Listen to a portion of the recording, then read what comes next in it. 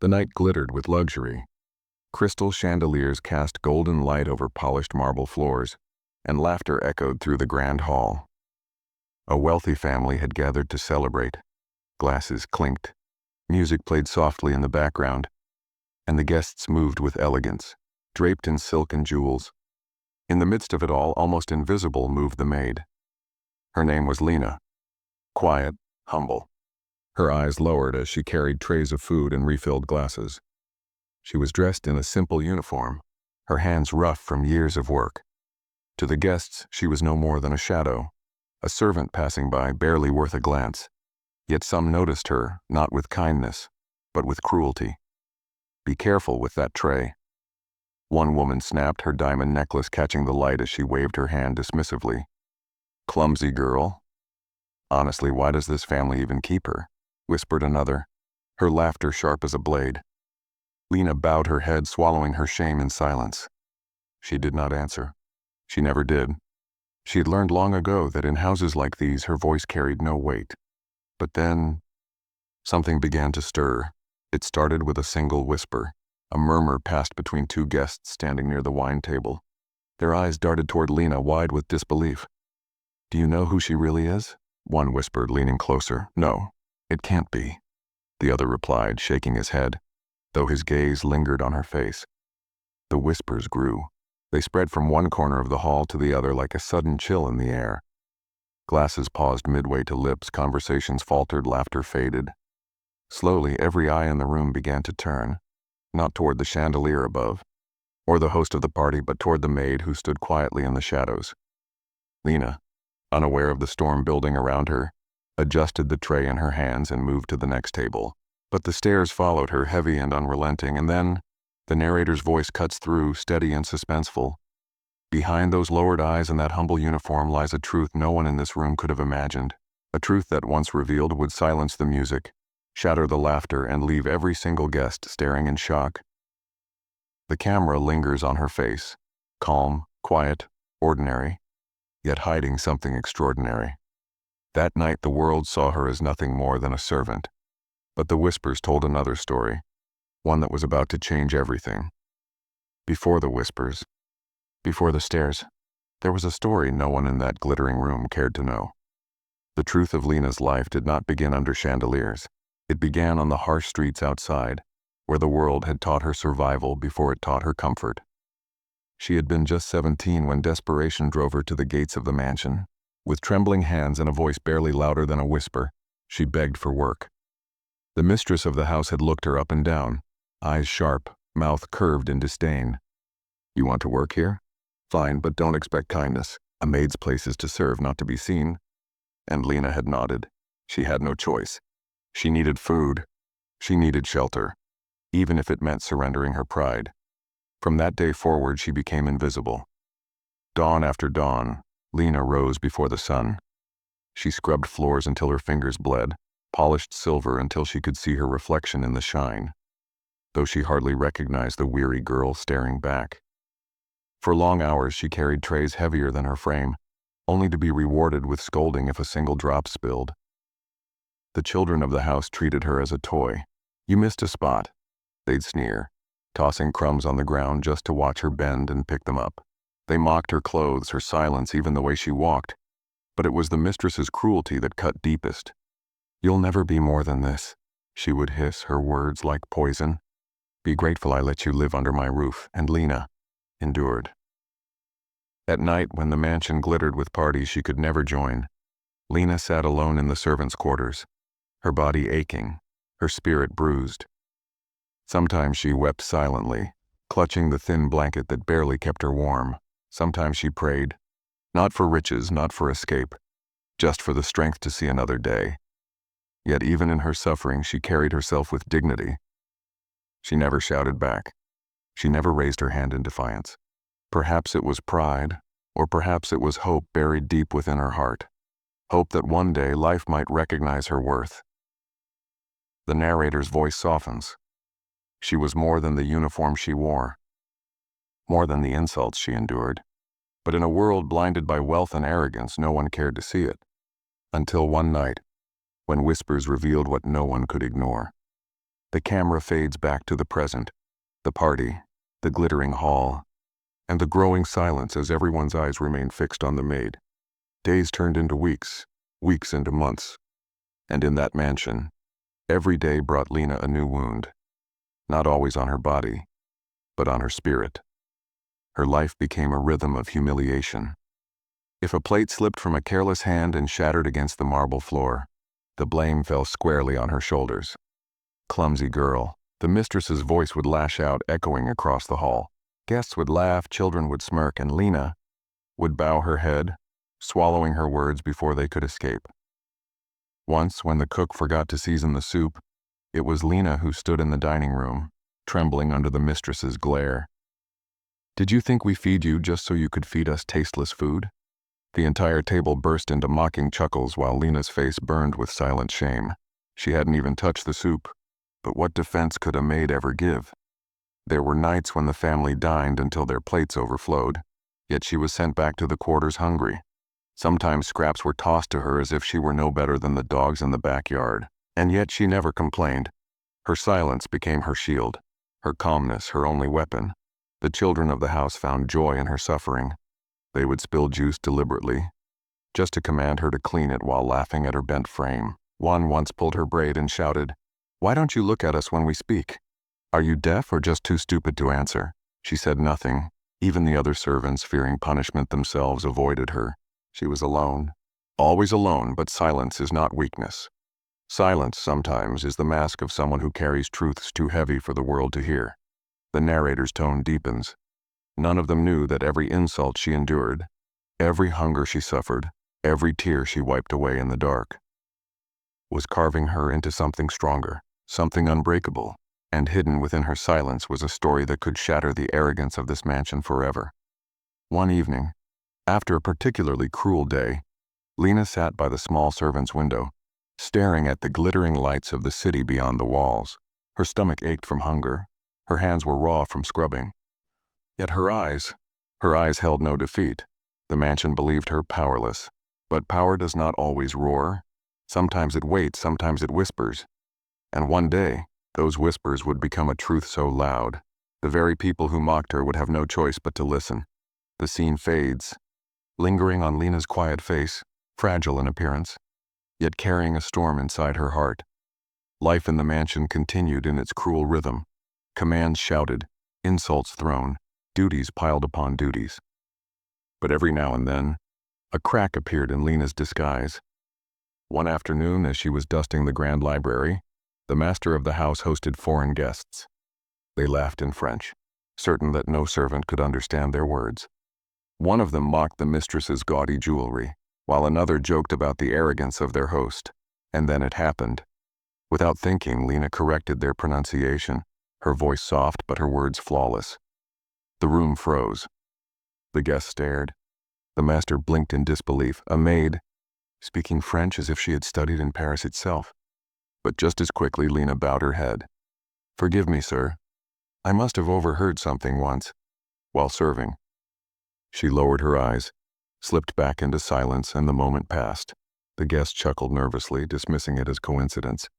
The master, however, narrowed his gaze. Another time, the family hosted a dinner where a pianist played soft classical music. As the melody drifted through the air, Lena hummed quietly while polishing silverware in the corner. But she didn't hum like a maid. She hummed with the precision of someone who had studied every note, every shift, every rise and fall of the piece. One of the guests, an old musician, turned toward her astonished. "You know Chopin?" he asked. Lena froze. The mistress snapped, "She doesn't even know her alphabet properly. Don't waste your time." Laughter followed, and Lena bent lower, pretending to be embarrassed. But deep inside she was reminding herself, never let the mask slip again, and yet, it kept slipping. One morning, when the master struggled with a business document, muttering about numbers and signatures, Lena happened to pass by with a tray. She glanced at the papers for only a second, and then, almost instinctively, she pointed out a mistake in the calculation. Her tone was calm, confident, almost professional. The master spun around. "How could you possibly know that?" Her heart raced, but her face remained steady. "I once helped my uncle at his shop, sir." just simple arithmetic. He didn't believe her, but he had no proof otherwise. Whispers began to spread among the servants. How does she know so much? Some asked. Others dismissed it. Luck doesn't explain flawless French, nothing more. Luck doesn't explain knowledge of Chopin.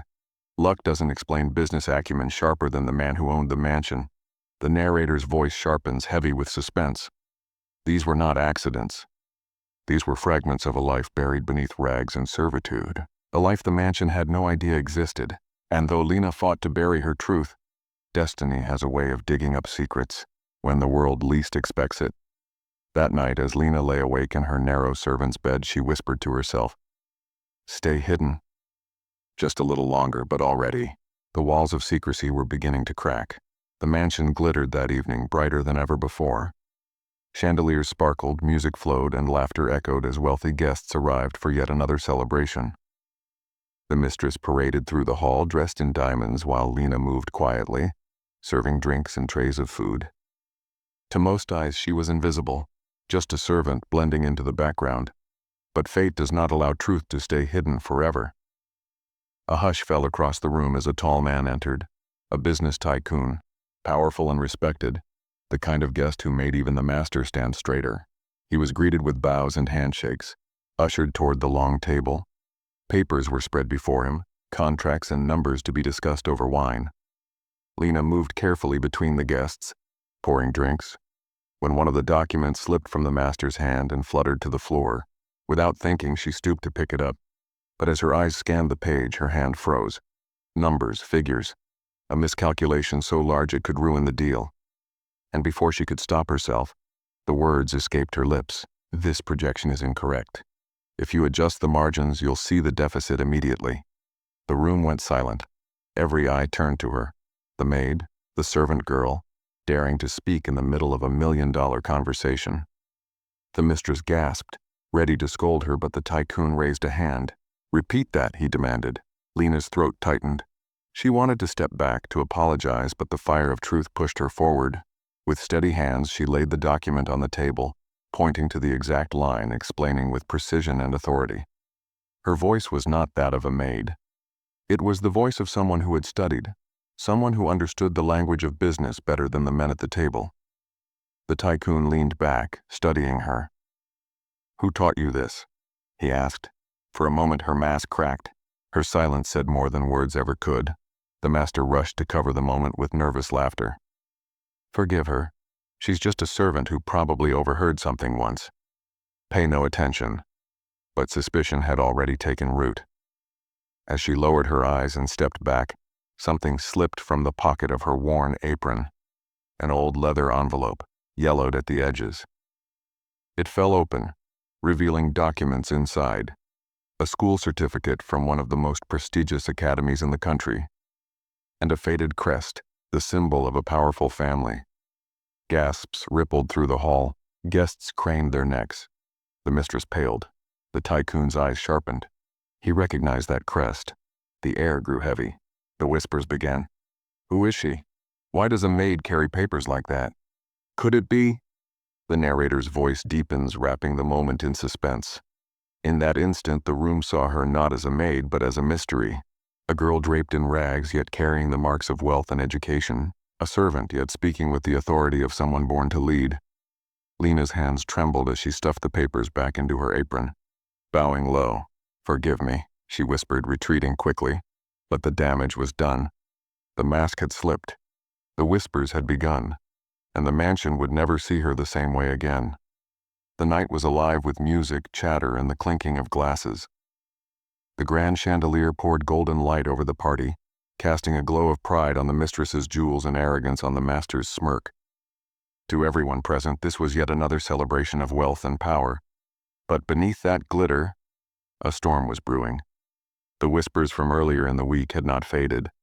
Guests had begun to notice the maid's composure, her fluency, the way she seemed out of place, or not beneath them, but above.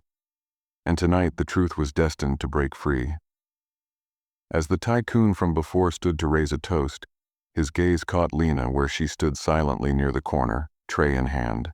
He hesitated, then said with a weight that silenced the room, "Before we drink, I must ask, why does this young woman carry the crest of the Callister family?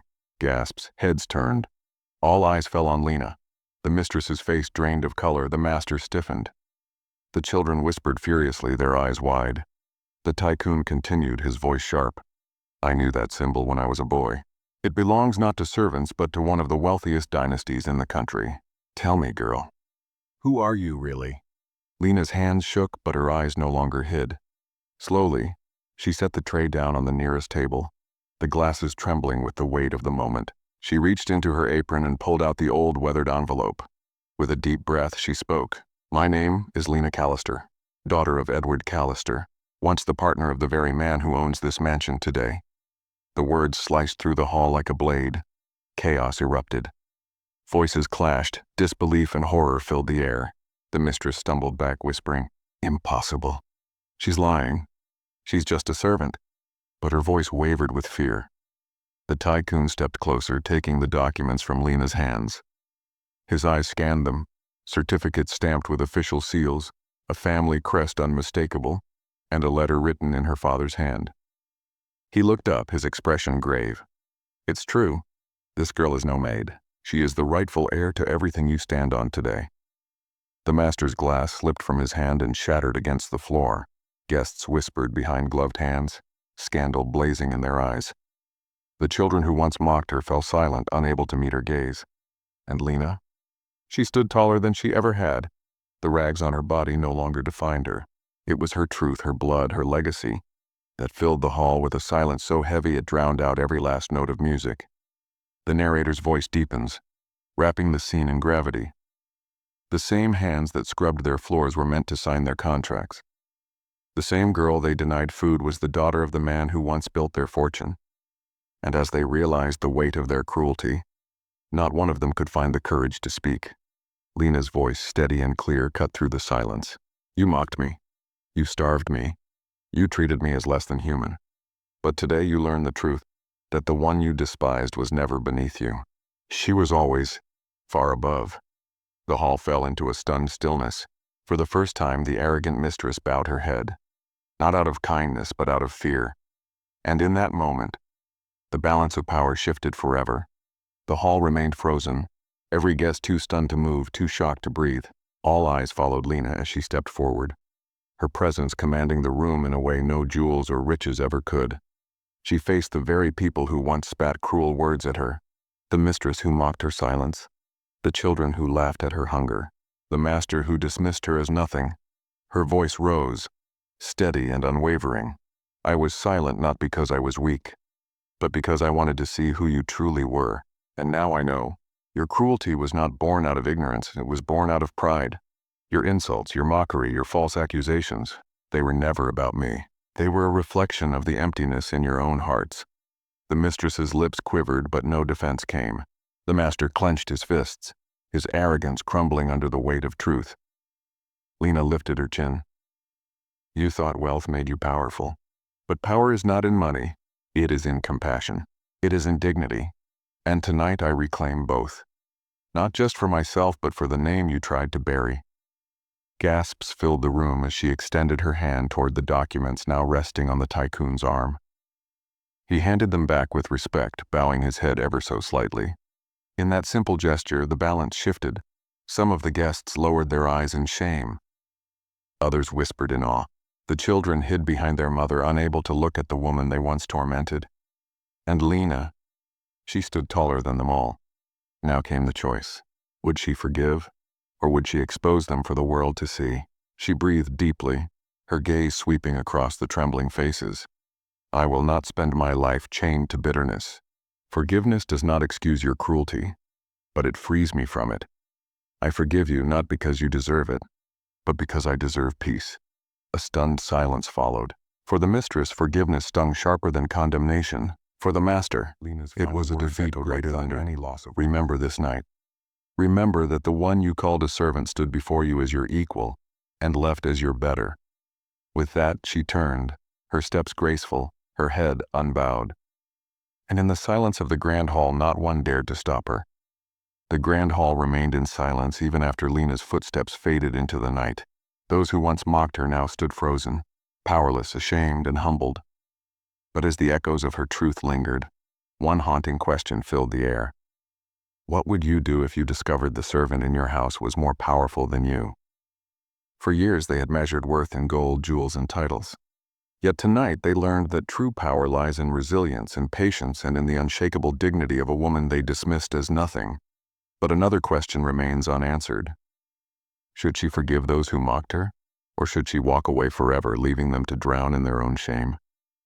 Forgiveness is noble, but is it deserved? And if she walks away, will she find the justice her soul craves? The story may seem complete, but the truth is, this is only the beginning. Because the documents in Lena's hand revealed more than her connection to the mansion.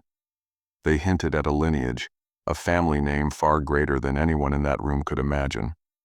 Could it be that her real parents were not just business partners, but powerful figures whose legacy still waits to be uncovered? Could there be an empire, a fortune, or a hidden truth even deeper than what was revealed tonight?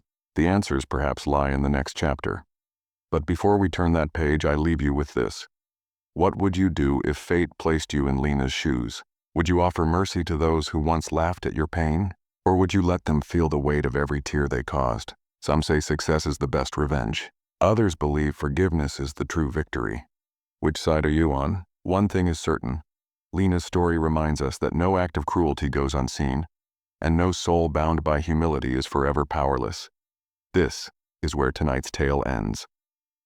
But maybe, just maybe, the real story has only begun. If you want to see what happens next, who Lena really is, and what secrets her past still hides, make sure to subscribe, leave a like, and share your thoughts in the comments below. Because sometimes, the servant you overlook may be the queen you never saw coming.